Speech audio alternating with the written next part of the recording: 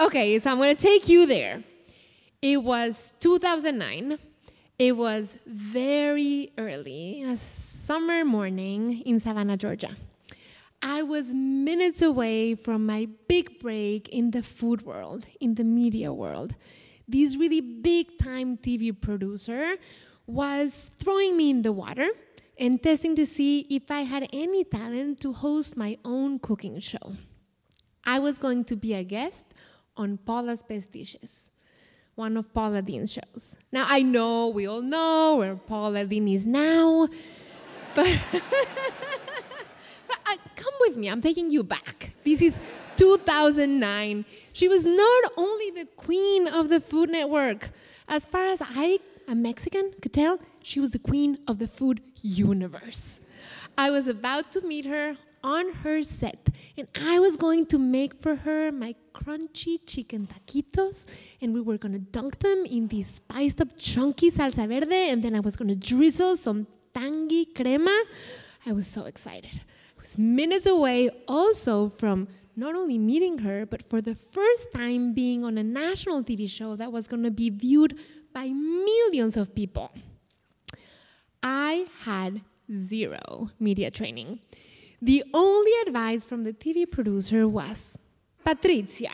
I don't know why he said my name with an Italian accent, but Patrizia, whatever you do, do not look at all the cameras.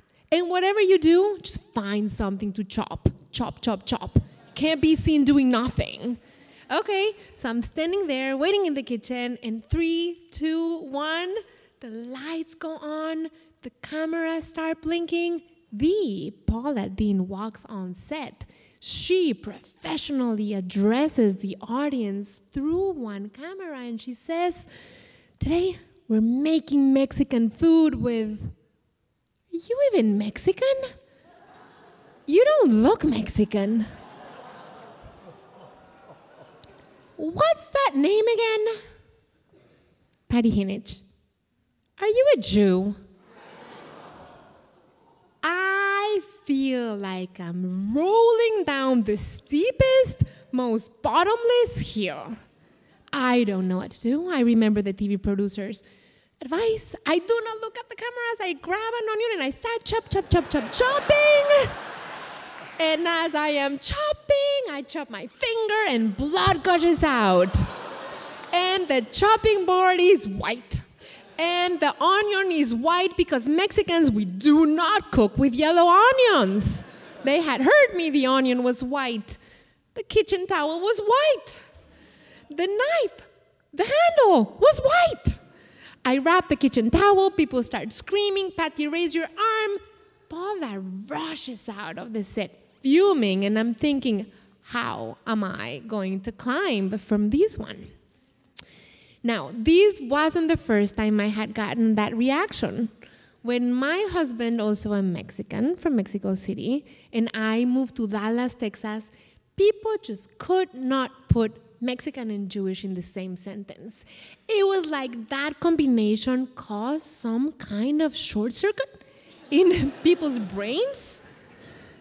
But when I was growing up in Mexico City, a little girl, I had no idea that Mexican and Jewish had anything that would make them clash.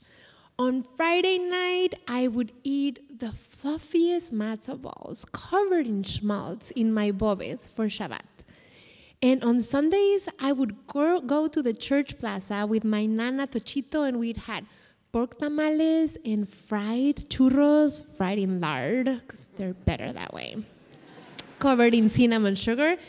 And for Jewish New Year's, I would roll gefilte fish with my tias, and come Christmas, Tochito would make adobo turkey stuffed with chorizo, cornbread stuffing, and then we'd had crunchy buñuelos covered in sticky piloncillo syrup.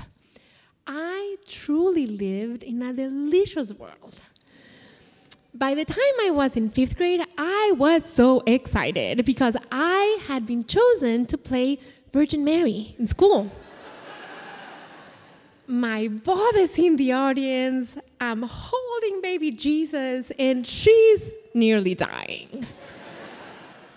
We walk out of the play, we go by a church, I proudly do the cross, and my bobe is almost on the floor.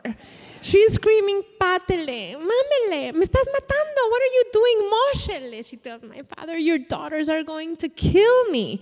But I didn't quite get it, because for Mexicans, here's the Mexican flag. It's a big thing. But here's the Virgin Mary holding baby Jesus. And I had been doing just that. Anyway, by the time I was in middle school, I had heard, a few things here and there, but the kids that I had grown up with, some who were my friends, were riding the school bus, and I saw them open a window as we passed the Jewish school. They scream, "The High Hitler," and "You're going to be turned into soap." And I had started hearing these really strange questions, like, "Pati, do your parents really grow horns when the night comes?" Now, the thing that really drew the last straw was when I was told that it was you, the Jews, who had crucified Jesus. I remember coming back home really angry and ashamed, crying to my mom and saying, "Why can't I be a Garcia, a Lopez, a Gomez? Why the really difficult to pronounce last name of Drihansky? Nobody can get it right. And why the blue eyes? Why can't I have those beautiful almond-colored eyes? And why on earth would we crucify Jesus?" To which he would respond, "Pati, no, Jesus was a Jew, just like you." Anyway, things started getting a little bit more complicated, but when people would ask me if I was a Jew, I wouldn't straight out respond with a yes. I would say, "Why do you ask?" When I moved to the US and started having kids here in America, not only was I now a Mexican Jewish immigrant, but I was a Mexican Jewish immigrant raising Mexican, American, Jewish kids. I didn't want them to be ashamed. I wanted them to be really confident about who they were. So a few conversations I had with my husband later, we decided to send them to Jewish school. And so there they would go, walking to the school bus, eating freshly fried thick strips of bacon. I mean, they're filling, they're nurturing, they're delicious. You gotta have them before you get to school. And when the school bus would come, I would quickly put the kippas right before they would hop on the bus. And then when the time came for them to come back home, I would wait right there at the bus stop. And before they set the first foot on the sidewalk, I would quickly take off the kippah and put it in my bag. Now, it wasn't until after Juju was born, my kids are shocked there, they hadn't heard these stories. Hola, Juju. After Juju was born, I decided to switch from being a political analyst to being a food writer. I really wanted to focus on what I loved so much, the Mexican food that had nurtured me, the Mexican food that was so misunderstood outside of Mexico. I enrolled in cooking school, was shocked to see that there was nothing about Mexican food, ingredients, or dishes. So I started a culinary program. I'm really fast forwarding here. I started a culinary program at the Mexican Cultural Institute where I became the resident chef. And I started teaching these amazing classes and doing demos and sit-down dinners with fascinating themes. So we did the Mexican Revolution and the foods from that time, and what would the revolutionaries eat when they were going on their horseback was chilorio burritas to put in their pockets. And then it was the Mexican food of the independence and the colonial times, the intermarriage between old world and new world, and the Spanish nuns with the Aztec daughters of who were I don't know how to say if they were gods, but they were the emperors of the Aztec empires. You created the Mexican food that exists today. And we did Afro-Mexico and the foods from the third root, the combination of the African and the Mexican ingredients. And we did Asian influence in Mexico.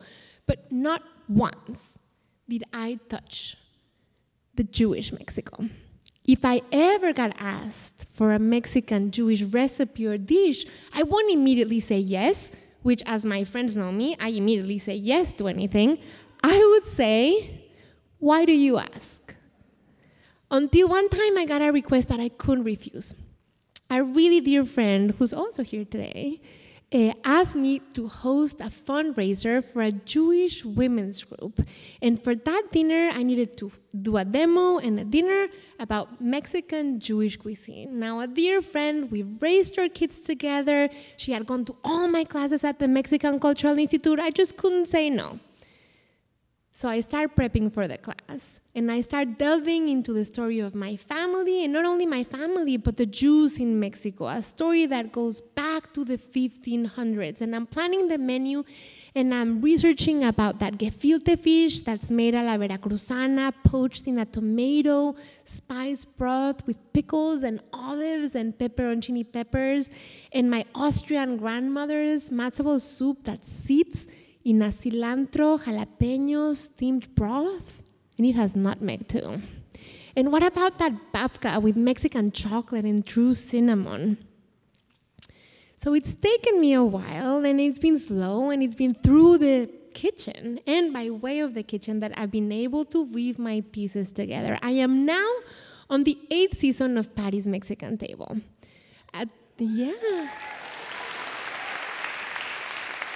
It is a TV show that airs on PBS and Amazon Prime, and each season has 13 episodes, which means I'm on my 104th episode. And on each season, I go to a different region of Mexico and deal with different themes that have to do with Mexican cuisine and culture. I've gone to Oaxaca, I've gone to Sinaloa, I've gone to the land of the Chapo. I've gone to Baja Norte, I've gone to so many places. I think maybe, as we are now in pre-production for season 9, for the episode, which will be 105, if I have the guts, I will dive into Jewish Mexico.